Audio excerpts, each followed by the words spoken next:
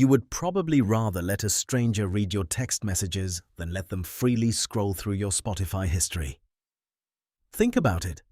If someone asks to connect to your Bluetooth in the car, your brain triggers an immediate fight-or-flight response. Your heart rate spikes. Your palms sweat against the steering wheel. You quickly close certain apps, desperately making sure your safe, socially acceptable playlist is the only thing visible on the screen. You play it cool, you laugh it off, but deep down, you feel incredibly vulnerable. You feel as though you are standing completely naked in the middle of a crowded room. Why? It makes absolutely no logical sense. It's just music. It is just a collection of popular audio frequencies arranged by strangers in a recording studio. Why does handing over a simple list of songs feel like handing over your most private diary? This phenomenon is known in modern psychology as Aux Cord Anxiety. And neuroscience reveals a fascinating, somewhat dark truth about your brain in this exact moment. It is not protecting your music taste. It is actively defending your deepest, most hidden self. Today, we are breaking down the dark psychology of why your playlist reveals your unhealed traumas and why you are so terrified of letting people hear them. To understand why sharing your music feels so terrifying, we first have to look at how the human brain physically processes sound. When you are having a normal conversation with someone, the information travels through your prefrontal cortex. This is the logical, analytical, filtering part of your brain. It acts like a highly trained, ruthless security guard. This is the part of your mind where you carefully decide what to say, what to hide, what jokes to make, and how to act so you appear normal, rational, and acceptable to society. But music is a neurological hacker. Music completely bypasses your prefrontal cortex. It walks right past the security guards and plugs directly into your limbic system. The limbic system is your brain's emotional and deep memory command center. It houses the amygdala, which controls fear and pleasure, and the hippocampus, which stores your most vivid memories. Because of this direct neurological bypass, your playlist is not just a random list of songs you think sound catchy. It is a highly accurate, completely unfiltered neurological map of your current psychological state. It is your subconscious mind, perfectly translated into audio. And this leads us to the biggest reason you panic. A profound psychological concept called context collapse. Every single day, you wear carefully constructed masks to survive in society. You have a specific professional persona for your workplace. You have a different, more relaxed persona for your family. You have a fun, outgoing persona for your friends. And you have a quiet, deeply vulnerable persona when you are entirely alone. You spend an enormous amount of cognitive energy keeping these worlds separated. You do not act the same way in a boardroom as you do alone in your bedroom at 3 a.m. But your music streaming app? It doesn't care about your masks. Your music library is the only place in your entire life where all of your personas collapse into one single chaotic room. It exposes the undeniable fact that right next to your aggressive, highly confident gym playlist, you have a playlist of incredibly sad, melancholic indie songs that you've been playing on repeat because you secretly feel profoundly lonely. Right next to the upbeat pop hits you play at parties, there are obscure, heavy, or strange tracks that you use to cope with your hidden social anxiety.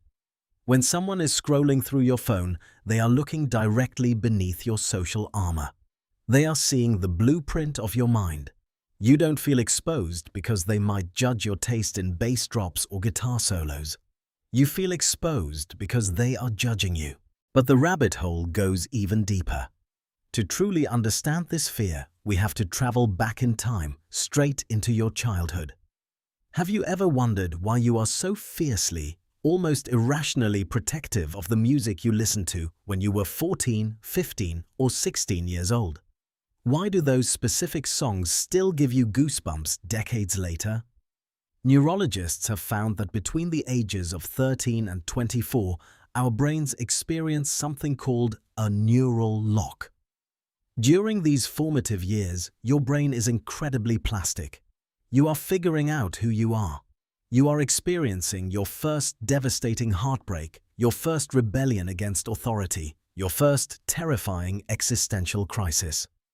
The music you listen to during this specific time doesn't just accompany your life. It literally wires itself into your developing identity. The emotional intensity of puberty burns these songs permanently into your neural pathways. In psychology, this is known as musical identity. Your music is woven so tightly into your core sense of self that if someone sits in your passenger seat and calls your favorite teenage song weird, depressing, or cringe, your brain does not register it as a simple difference of opinion. Your amygdala, the fear center of your brain, registers it as a direct, personal rejection of your soul. It feels like they are rejecting the vulnerable, confused teenager inside of you who used that exact song to survive a difficult period in life. You are not defending a band. You are defending your own history. Because the human ego is so utterly terrified of this judgment, we develop brilliant yet exhausting defense mechanisms. This is exactly why so many of you, and be completely honest with yourself right now, have created a Decoy playlist. You know exactly what I'm talking about. You have a perfectly curated, safe, mainstream, socially acceptable playlist named something generic like Car Jams, Good Vibes, or Summer Drive. You only play this specific list when other people are around. It is a sterile, heavily filtered version of your taste, designed strictly to keep you safe and avoid any uncomfortable questions. You hide your heavy metal, your obscure anime soundtracks, your overly emotional ballads, or your cheesy 2000s pop songs because you suffer from the imposter syndrome of taste. You are convinced that if people saw the chaotic, messy, complicated truth of your mind, they would think less of you. You believe that your authentic self is simply too weird to be loved. Furthermore, we are no longer just dealing with human judgment. We are dealing with algorithmic exposure. We live in an era where Spotify and Apple Music track every single second of your listening habits. They know when you skip a song after 3 seconds. They know what you listen to when it's raining. They know the exact date your mental health declined because your tempo preferences dropped by 40 beats per minute. Your music app is essentially your digital therapist, keeping a meticulous record of your mood swings, your heartbreaks, and your obsessions. Your annual Wrapped or Replay is not just a cute marketing gimmick, it is a psychological X-ray. And handing that X-ray over to a stranger in your car feels like an ultimate violation of privacy.